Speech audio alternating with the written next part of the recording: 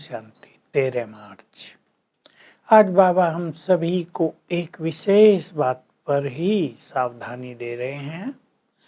तुम्हें बाप के साथ सच्चा रहना है। बाप माना भगवान के साथ फरमानदार वफादार बनकर रहना है।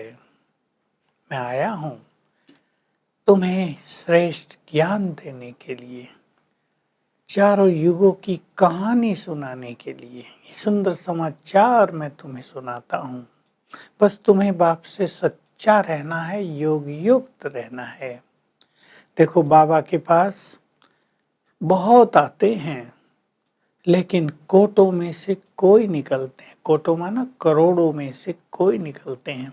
उन कोई में से भी कोई कोई माला के दाने बनते हैं। बाबा आज 8 की महिमा कर रहे हैं। इन आत्माओं का बाबा से बहुत प्यार रहता है। बाबा का भी इनसे बहुत प्यार रहता है। यही योग में रहकर बाबा की बहुत सेवा करते हैं, आज्ञा पर चलते हैं। तो माला थोड़ों की बनती है। बाबा आज ये बार बार कह रहे हैं। 108 की माला है। पढ़ाई तो मैं सबको एक जैसी पढ़ाता हूँ और तुम सभी को माया को जीतने की शिक्षा देता हूँ। मैं राजयोग सिखाता हूँ। जितना तुम योग में रहेंगे, देह अभिमान छूटेगा, तुम सोल कॉन्शियस बनेंगे और माया को जीतने का बल आएगा। देवान आने से ही ये काम क्रोध लोभ मोह अहंकार आते हैं। पहले आता है काम, क्रोध आता है, लोभ भी कम नहीं, मोह भी सत्यानाश कर देता है, अहंकार भी गिरा देता है। तुम्हें इन सब से बहुत सावधान रहना है, पवित्र बनना है। बाबा तो कहते बच्चे घर गृहस्थ में रहते हुए पवित्र बनो। सन्यासी भी कह देते हैं घर गृहस्थ में रहते कमल फूल समान पवित्र रहना, ये तो नितांत असंभव है। लेकिन बाबा कहते यही तो संभव है। बाबा राजा स्थापित करने आया है और तुम्हें ये सिखा रहे हैं कि घर गृहस्थ में रहते हुए तुम्हें कैसे पवित्र बनना है। लक्ष्मी नारायण को दिखाते हैं ना कितने पवित्र, ये संपूर्ण निर्विकारी सर्वगुण संपन्न 16 कला संपूर्ण थे। लोगों को कहते हैं कि पवित्र बनो, तो कलयुग में तो लोग कंस, रावण, जरासंध जैसे हैं।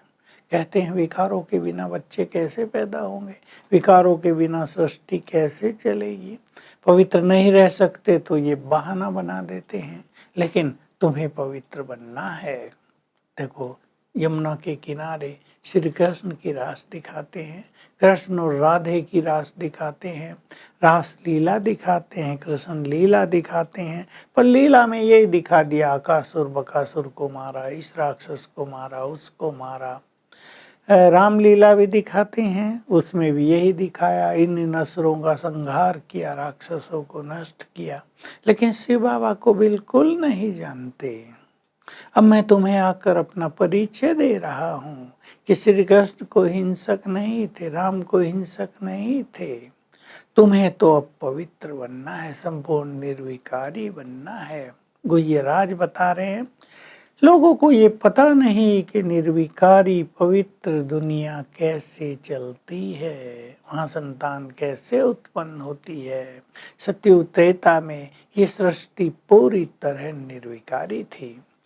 बाबा का आज मुख्य अटेंशन एक बात पर दिलाने का है।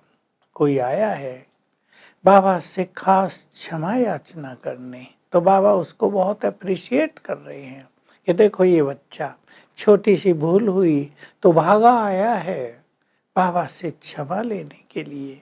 बाबा ऐसे बच्चों से बहुत प्यार करते हैं। ये बच्चा भी अच्छा पुरुषार्थ करे तो बहुत उच्च पद पालेगा। तुम बच्चों को भी बाप से कुछ भी छुपाना नहीं है, क्योंकि अगर छुपाएंगे तो वो कमजोरी, वो भूल बढ़ती ही जाएगी। बाप को बताने से बाप तुम्हें शिक्षा देंगे, बल देंगे, सकाश देंगे और तुम्हारी वो कमी पूरी हो जाएगी। तो बाबा उस बच्चे की बहुत महिमा कर रहे हैं कि ऐसे अच्छे बच्चे बाप को बहुत प्रिय हैं। फिर कह रहे हैं तुम्हारा आपस में बहुत प्यार होना चाहिए। लौकिक में भी कईयों में बहुत प्यार रहता है, बड़े प्यार से सब भाई बहनें रहते हैं, पूरे परिवार प्यार से रहते हैं। तुम भी यहाँ बहुत प्यार से रहो। देखो भक्ति में मुझे कितना प्यार करते थे तुम, अब मैं तुम्हें कहता हूँ मुझे तो तुम प्यार करते ही हो, लेकिन आपस में भी बहुत आत्मिक प्यार से रहो। बस इस माया से बचना है, कहीं नाम रूप में फंस कर बाबा का नाम बदनाम नहीं कर देना है। कई बच्चे ये गलती करते रहते हैं, फिर डिसर्विस बहुत होती है, फिर सजाएं बहुत खानी पड़ती हैं।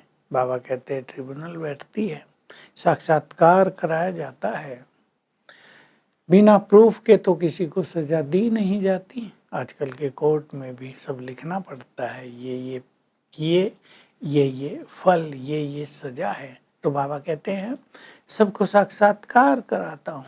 कई लोग सोचते हैं, कई बच्चे सोचते हैं बाबा थोड़ा ही कुछ देखता है, वो थोड़ा ही जानता है। बाबा कहते हैं बच्चे मैं तो तुम्हारा भक्ति मार्ग में अज्ञान में भी सब कुछ जानता हूँ, तब तो कर्मों की सजा देता हूँ, फल देता हूँ। अब मैं सब कुछ जानता हूँ, इसलिए तुम मेरी मत पर चलो, मैं तुम्हें श्रेष्ठ मत दे रहा हूँ। तुम्हें राजाई पद पाना है, उच्च पद पाना है, इसलिए इस पढ़ाई पे तुम्हें बहुत ध्यान देना है। फिर से आज मुरली में पढ़ाई का महत्व तो बाबा समझा रहे हैं। इसमें तुम्हें जरा भी अलबेले नहीं होना है, गफलत नहीं करनी है, कोई बहाने नहीं देना है। पढ़ाई से उच्च पद मिलता है। जिन्होंने पढ़ाई पर बहुत ध्यान दिया, योग बहुत अच्छा किया, देखो उनकी माला बन गई, वो सदा ही उच्च पद पाते रहेंगे। तुम्हें भी माला का दाना बनना है। तो बाबा इस तरह हम सभी को बहुत अच्छी प्रेरणाएं दे रहे हैं। वरदान, इस हीरे तुल्य युग में हीरा देखने वाले, हीरा माना आत्मा, और हीरो पार्ट बजाने वाले तीव्र पुरुषार्थी भव। तो ये संगम युग हीरे तुल्य है, इसमें हम सच्चे डायमंड बन जाते हैं। तो बहुत अच्छी प्रैक्टिस करनी है दूसरों को आत्मिक स्वरूप से देखने की, और स्वयं को हीरो एक्टर समझकर अपने हर कर्म पर अटेंशन देने की, तब तुम तीव्र पुरुषार्थी बन जाओगे। स्लोगन है, वायुमंडल को परिवर्तन करने के साथ, विश्व को परिवर्तन करने के साथ पहले स्वयं को परिवर्तन करो। तो आज सारा दिन हम स्वयं को भी मस्तक में चमकता हुआ हीरा देखेंगे, और जिसे भी देखेंगे आत्मिक दृष्टि से चमकता हुआ हीरा देखेंगे। हर घंटे में एक बार अटेंशन देना, तो स्थिति बहुत सुंदर हो जाएगी। ओम शांति।